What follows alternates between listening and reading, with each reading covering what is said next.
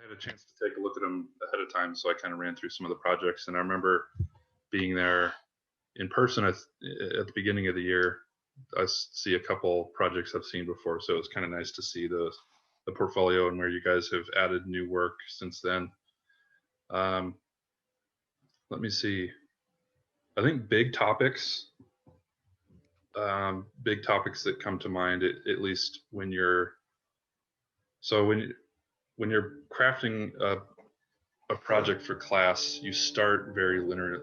It's a linear process. You start trying to figure out a problem. You dive into, what's the opportunity? What's the problem? Here's a bit of research. You start sketching. And so the way that that works is great as a case study. Imagine that as a case study where if someone says, hey, can you tell me more about that project?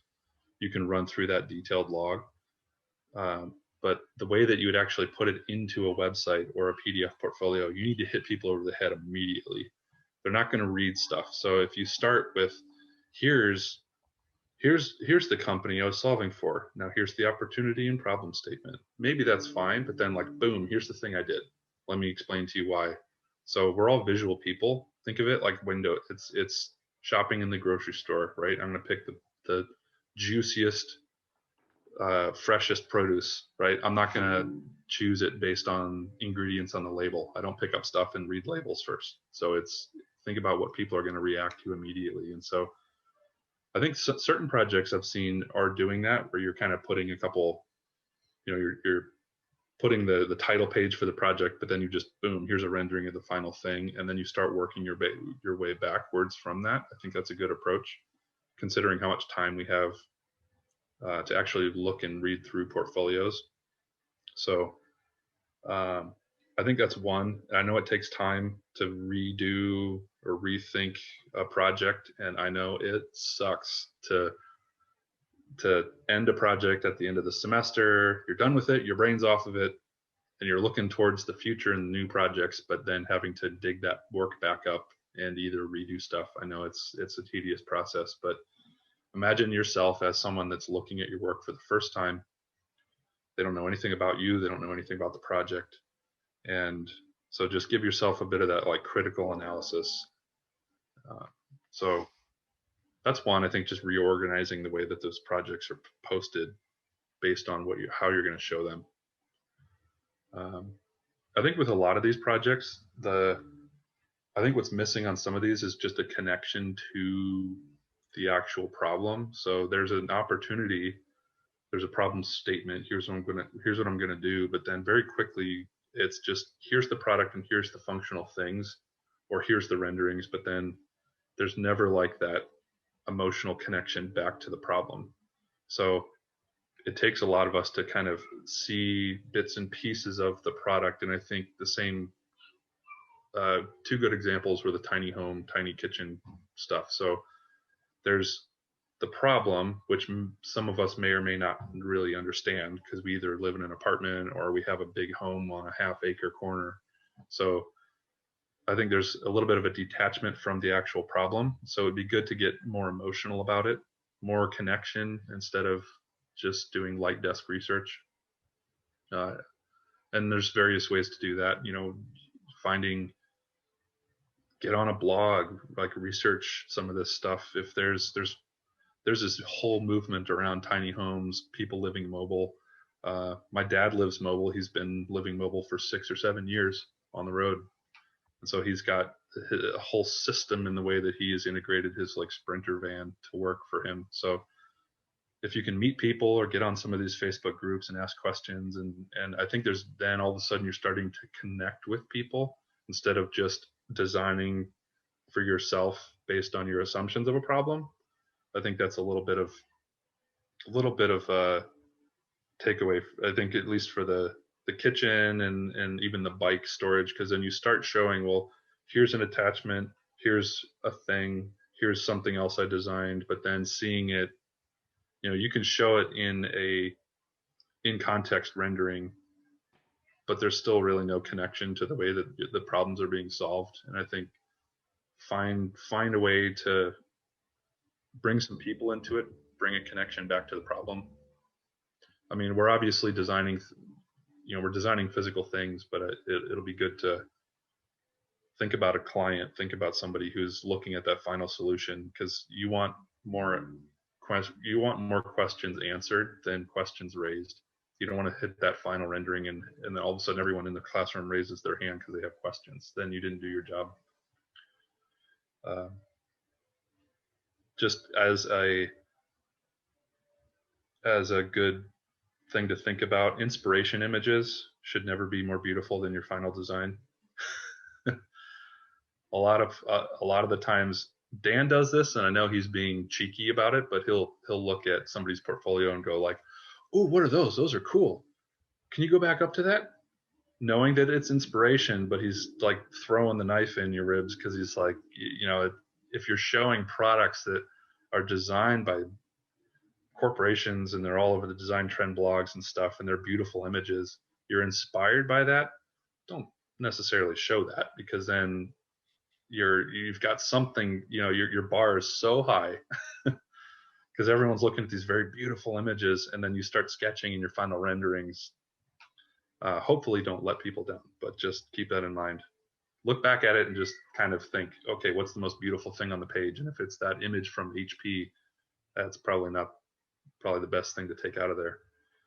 But as far as inspiration goes, I don't see too much of this in the stuff we just looked at, but stay away from the design trend blogs, shut down Les Manouches, like get off that stuff, because you're looking at someone else's opinion about what design is, and a lot of it's just surfacing and styling, and they're not really solving problems.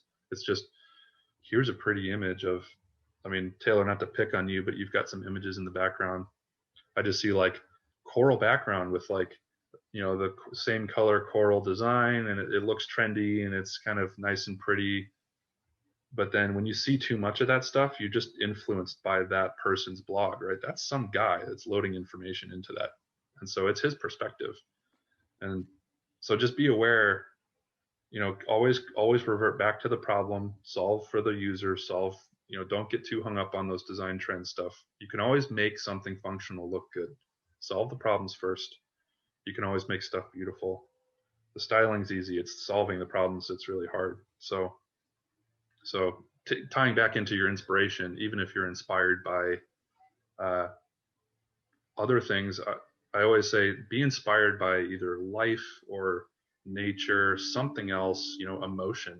Just light, dark, emotion, music. There's so many other things that can inspire form. And because I think a lot of design is emotional. So it's not like, oh, I was inspired by the Apple MacBook, so I wanted, so I'm taking certain cues and certain styling from that and just applying it to my design. That shows, it doesn't show depth. It just shows an ability to copy and paste, and then everyone's copying and pasting. So you probably end up in the very early weeks. You probably end up in the very early weeks of a project where everyone's posting inspiration images, and you can see the same image, like copy and pasted around the room, because everyone's on the same. You're all looking at the same stuff. So we had an intern who was. Every intern we have, we always say, on our Monday staff meetings and stuff, give a 1 hour presentation on yourself, just a little background on you so that we get to know you. And we had this intern who was like, I'm so inspired by space and universe and science fiction and all this stuff. And so then when he said that, but then when he would start designing, he was going to that very easy, let's design a squircle, like that very easy place. And it's like, dude, I'll remember all that stuff you talked about being inspired by the universe and space and life and like the way DNA looks and cells and all that stuff. And so it took a lot to like get him back into thinking more emotional. But just do some self analysis. Be critical of yourself. That's all. Yeah, I think a big one is just solving problems first and not aesthetics. It's easy to go to aesthetics and just make something look pretty. But for anyone that's in the industry, we look straight through that. So if you have a project that's that you know is more focused on CMF, color, material, finish, lighting, call it out, make a point of it. Say, you know what, this is purely a CMF exploration project, or in relation to like the Scott bicycle helmet, it's purely just thinking about a brand design language. That's purely what the goal was about. So that at the end of it, I'm not thinking, are you solving a problem? What's wrong with current bicycle helmets? Where does this one fit in, and why are you doing the things you're doing? Because then you kind of set the stage up front to eliminate questions at the end. So another example, we had an intern apply for a job, and he had two projects. He had one that was purely just a functional, one that was purely functional, and one that was purely aesthetic. And the aesthetic one was really conceptual.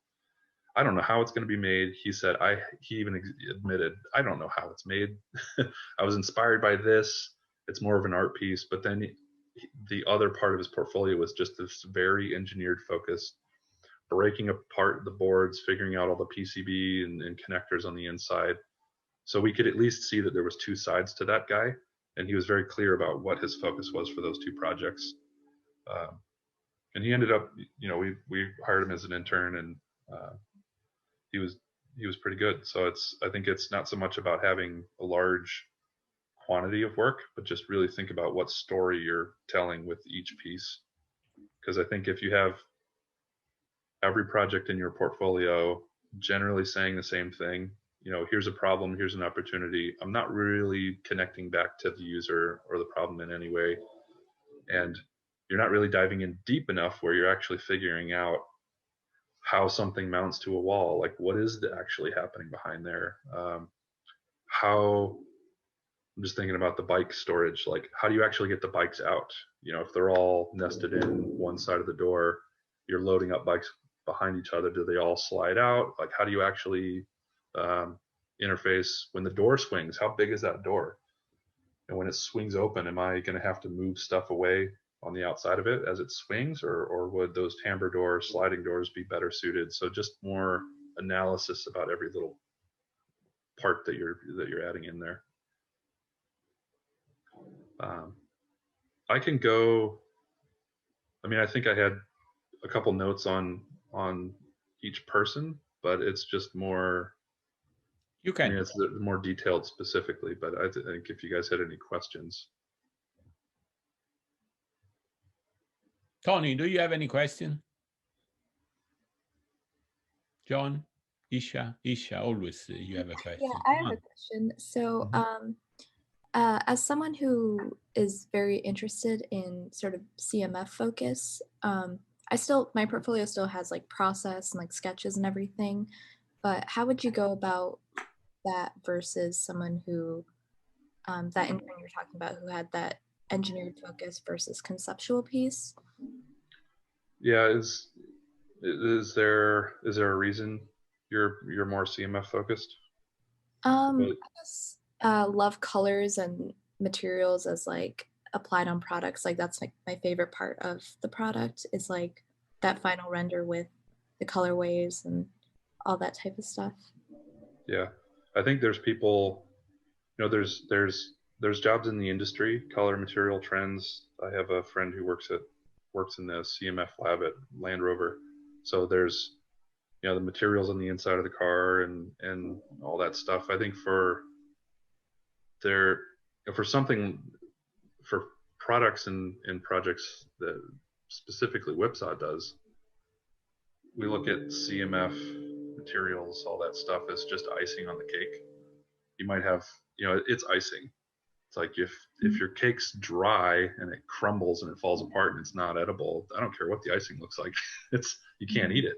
So I would just keep that in mind. It's, what are you going for that as a career path? CMF? Because that is a job. We had people even in Motorola that were in the CMF world. They crafted the colors, the color palette for next year. They worked with the graphic designers, but they weren't solving like the hardcore industrial design problems with engineers. So I think it's just, that's almost like a core decision in your career path. Because I think if you have primarily color, trend, material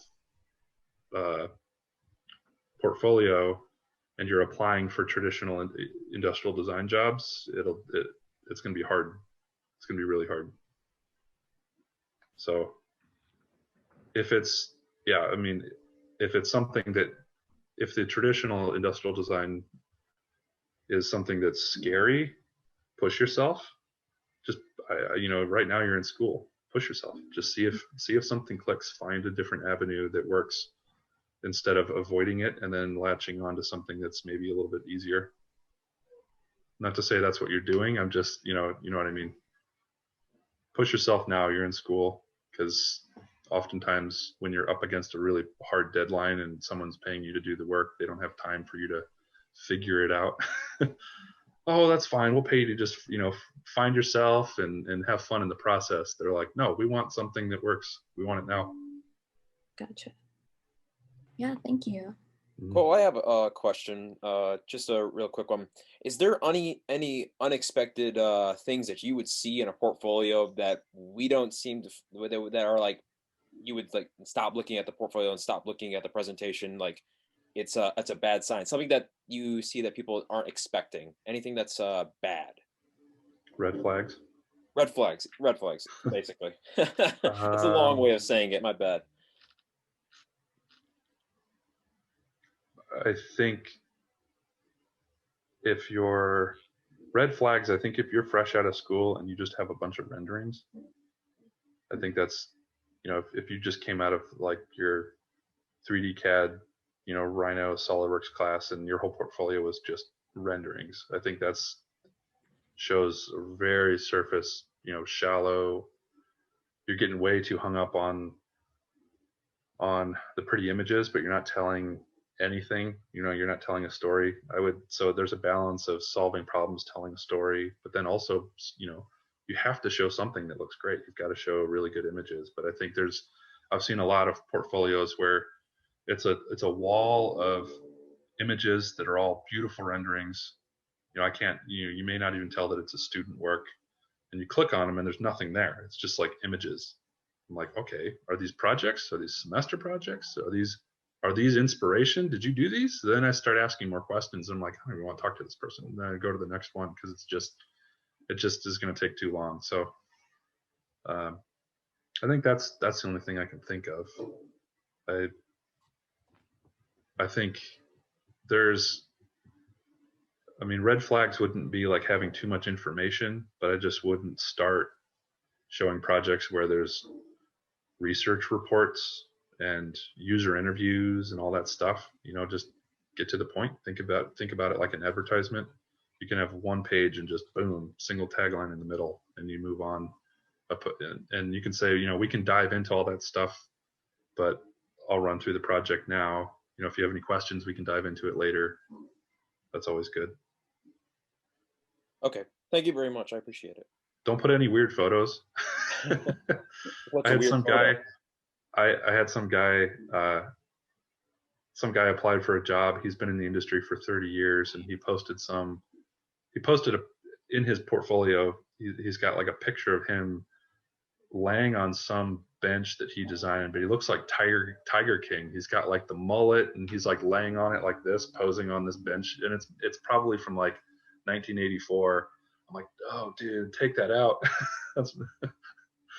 Even that, I was like jokingly, and then I'm like sharing it internally because I'm like, look at this guy. And you know, he's applying for a job. He wants a job, and then that one photo just kills it. So it's just think about that. All right, noted. Thank you. Yeah, I think good things. You know, I think maybe something good to have in your portfolio, or just extracurricular stuff. You know, Caleb, you were showing that canoe that you were building, and some outside process. And so I think it's easy for somebody to say, I like photography. And so they just add a little section that says photography. And it's a bunch of iPhone photos.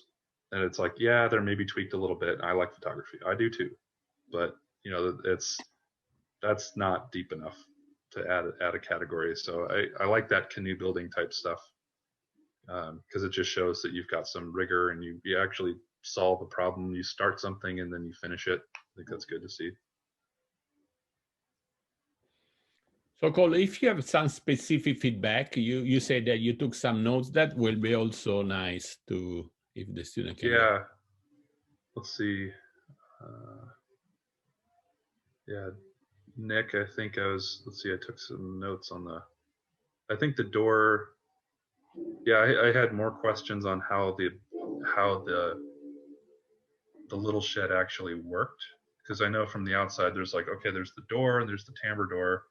One side has optional shelving. It could be a big giant pegboard on the back and maybe you can customize it, but it's primarily for bikes, right? So then I almost think like the actual bike interaction seems to be completely missing, where it's like here's a hook that looks like a lot of other bike hooks, right? You attach the wheel to it and it hangs vertically because that's the best way. I mean, in our storage unit downstairs in our place, we have our bikes sitting vertically because that's the best use of space. But just thinking about how you actually get the bikes in and out.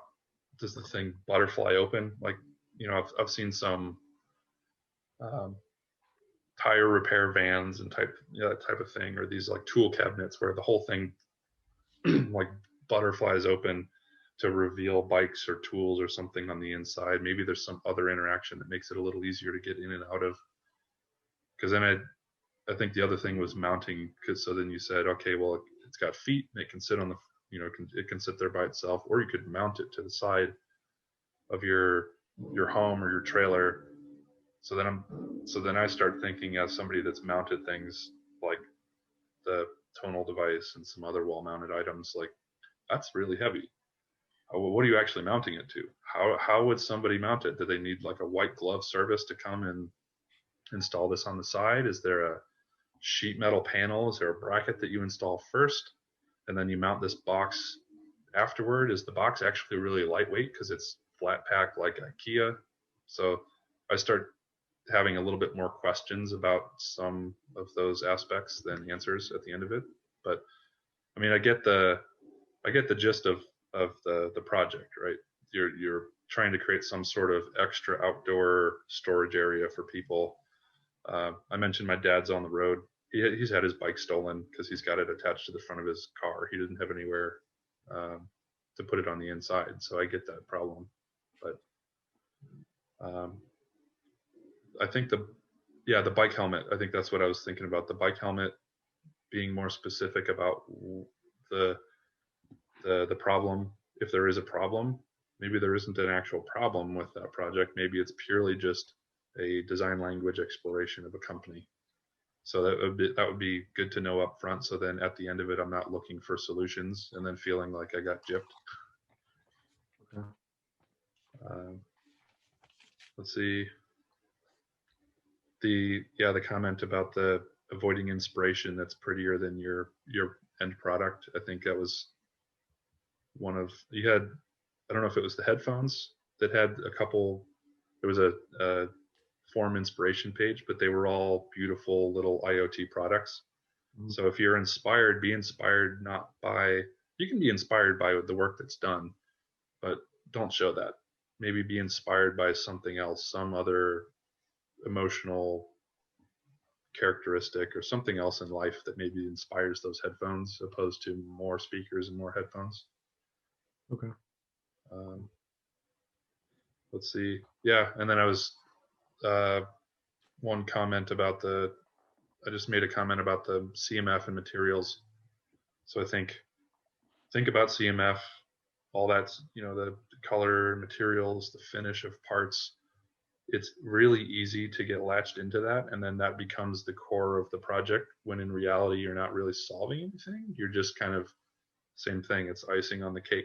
So you can show it, but don't make it a core part of that project too quickly, because I think sometimes you can get locked into these like design aesthetic ways of presenting your project, and then you're not actually answering any questions. So if you're presenting it as a traditional industrial design project, here's a brief, here's an opportunity, but then a lot of it's just kind of touching on brand and CMF. I think it's hard for people to see through that, unless you take a completely tactical approach and you say, this is purely a CMF project, done. Then I go into it and I'm like, okay, I'm not looking for anything else. That makes sense. Any questions, Nick? No, Excellent. I think that was definitely pretty thorough. A lot of good stuff. So Yeah. thank you. Thanks a lot. Let's see. Taylor, I think the inhaler is interesting. I worry for kids about little flippy bits. So I have a 2-year-old, and if she flipped out that little mouthpiece, she'd probably just snap it right off. She plays with stuff or slides the pieces apart and throws one and then keeps the other one. So you end up with not the inhaler portion, you end up with just the shell, the slider shell. So just thinking through more real world problems that might come up with something like that. Because I noticed the main part of the design is the ability to slide those halves apart. But then in the design that you showed, it's just a shell kind of hovering over this inner core, but the actual sliding isn't really thought through. The mouthpiece, you were thinking about flipping some other elements, but then I just had big questions about that. And so then I started thinking about my daughter and how she would just rip it apart and she'd lose half, and how those actually connect and attach together. And then even on the inside, you had kind of a pattern on the inside, this matrix looking pill shaped pattern. So I just had some questions about the meaning behind that, or just maybe it's just a pattern to just try and make it look more interesting through that clear material. So see if there's any way, it's without completely redoing a project, but I start to think through some of that functional stuff.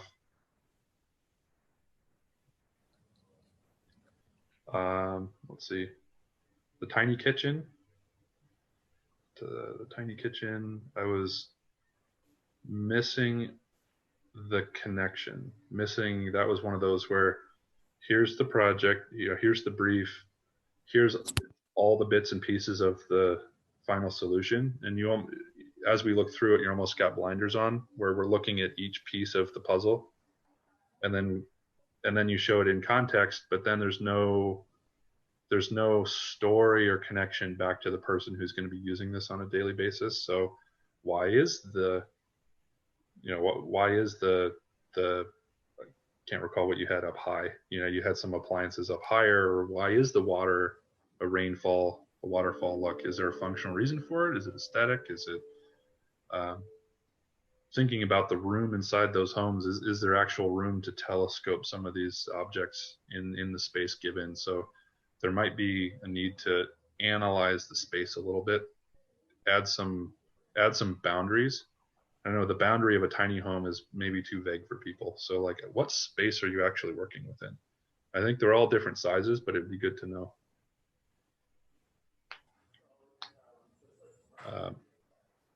And then I think on the diaper, I think it's a good project. I had, again, kind of more questions than answers, because I think it's easy to say, oh, it's biodegradable now, instead of lasting for 300 years. But what does that really mean? You could do some research and figure out, well, it's this kind of paper, it's made with certain ingredients, certain banana leaf fibers. But if there's any reference to existing products or existing methods, it could even be a more of a scientific type approach, where somebody was testing material and you were inspired by that to create, to solve it for this real world problem of diaper waste out in the world. I think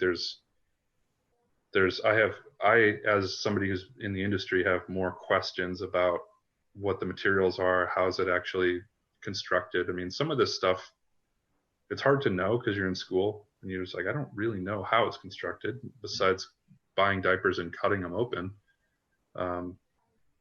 But just adding a little bit more realism than just saying, well, it's biodegradable now. So, okay, well, how is that done? I think diving into that deeper, instead of showing how the diaper actually folds up, because I wouldn't reinvent how the diaper actually folds up. That you've got two flaps in a middle, done. Everyone kind of knows that, but it's like the material science, the the more humanitarian type project, I think it should lean in that instead of less of the industrial design, because there's a lot of companies and people that they're industrial designers, but it's much more of a humanitarian effort. So it's kind of a slightly different approach to it. Very good. And Caleb, I think a lot of what I talked about actually is, Yeah. I kind of already covered some of your projects. Yeah. Let's see. Are there any questions for any additional questions? I know there's probably all kinds of stuff you guys are thinking about, but. Hi. Yeah. Keiko, I actually have a quick question. So you talked a lot about problem solving and related projects and also aesthetic projects, but what do you see like in conceptual projects as well? Do I like seeing them, or what do I look in? Or yeah. So do you, does like Wipsol like seeing them, or like what certain things would you look for if there was a conceptual take on that? yeah, I love looking at conceptual stuff, just purely concept. You need balance though. You can't have a portfolio that's just all, if you have all concept, you may go work at Lego, just be like a concept artist. But just think about, if you want to do, think about the company you're applying for, think about the work that they do, and then also just have a balanced portfolio. You need something aesthetic, you need some concept, you need something that's more not engineered, but just more functional. So I love concept art. I love looking at conceptual products and just weird sketches and renderings that are maybe one-off without a whole semester behind it, but don't have a whole portfolio centered around that. Because we'll look at that. I'll open up a concept portfolio and then think that you maybe don't know how to make stuff. Maybe you're just a concept guy, but we need people to actually think about problems, and so that could hurt you if it's all concept. So like, I guess concept is like new experiences. Like if I were to formulate like say reimagine a new experience, would that also be like more functional driven? Would that also be like the more appropriate industrial design projects? Yeah, if you're conceptualizing a new experience, I think that's every single project that you guys are working on, right? Yeah. New experiences. So I think you're already doing that. So I think the conceptual, the pure concept stuff I'm thinking of is just people will post like a single concept rendering of a spaceship, right? And that's it. It's one image. Here's just artwork that I've done just to show that, okay, this guy's, he's got some like crazy thoughts and he's a little bit more creative. So we like seeing that stuff too, so that when you're hired, if we're looking at hiring you, we would see, okay, well, he can think a little weirder. We could put him on some projects and really push him. But it's cool to see that conceptual stuff as well as the more thought through aspects, because that's where the cool comes, right? Something that you've never seen before that looks conceptual, but hey, it works. It's not just, vapor that exists in your portfolio. So. For sure. Thanks for clarifying. Yeah. Excellent. So thank you, Cole. I really appreciate it. And now that we are still here, this was a kind of experiment that I hope that we will have the opportunity to do again. Mm-hmm. So I would like to hear from everybody, what do you think about the formula, to hear about the company, and then the portfolio presented in this way in 8 minutes? Do you think also from you that you work hard to prepare your presentation in 8 minutes? Do you find this useful, successful, interesting? So for you that you have done, and for the other that just assisted, what do you think? I think it's good. I think that hearing about the individual companies and their approaches to portfolios is the most helpful part, because everyone has a little bit of a different thing that they're looking for. So I think that focus rather than just general critiques is helpful. Not, and I think we got that today for sure. I just think that's the most valuable part of this.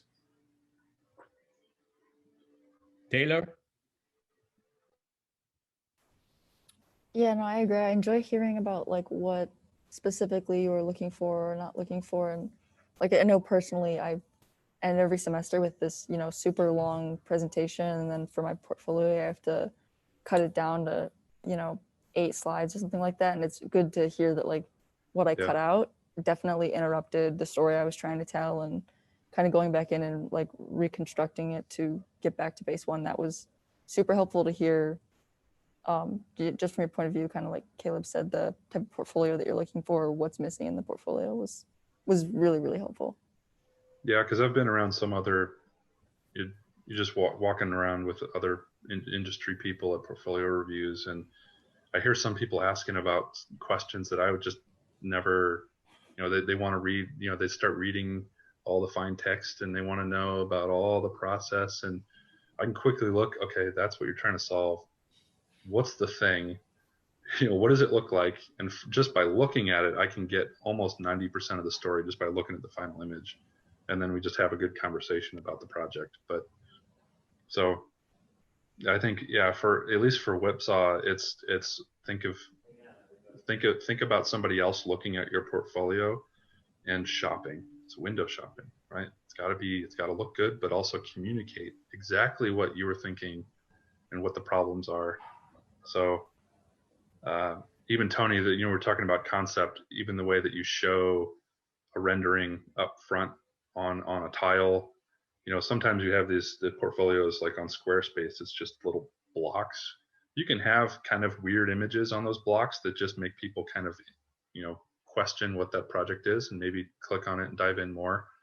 But then your first read image should just be like, here's the thing, not here's some abstract light surface coming off the form, and then you talk about it, and then you show another one that's like looking at a Samsung ad, and it's like, okay, what's the thing? Show it to me. So yeah, I think of it just like it's like shopping, going to the grocery store. John, this is what we were talking before.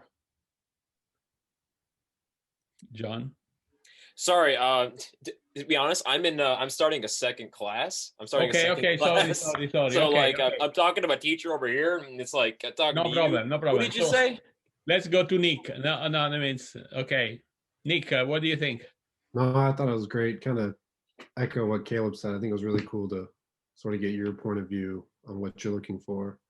And then even a step further, being lucky enough to kind of present and then getting some personalized feedback from you was really cool. I feel like kind of as CCS, we're kind of stuck in a vacuum, kind of always wondering like, you know, what do people think about our projects, and you maybe kind of hear the same things from teachers. So I think it's really cool to kind of hear from somebody like you's experience within the industry. So appreciate it a lot. Yeah, no problem. John? I have one suggestion though. If it's possible, I don't know if you can, just showing like, if you do this another time, just showing like one project and basically like pointing out things that in the industry that we do for a presentation. Like, here's something that we put on these projects before we give it off to a client. Like basically showing how you set up a project, and so we can kind of see what you do. You know, just as an example. Yeah. I mean, we have all kinds of case company studies. Perspective. Yes. Yeah, I mean, you'll find it's a lot like school. We have the exact same process. So, okay, you know, research needs finding, showing images of somebody using and analyzing, and start sketching. And so even for a client, we'll have presentations where it's like 60, 70 pages, and it's just our sketches that we're just running through. So it's not, you know, it's not like every presentation is 3 weeks prep time and then you're showing, you know, this big full blown. We're meeting like twice a week. Oftentimes the client's there and offering opinions, and so it's more. It does feel more like school sometimes. Comfortable as sure. So Cole, what is your impression about this time that we spent together?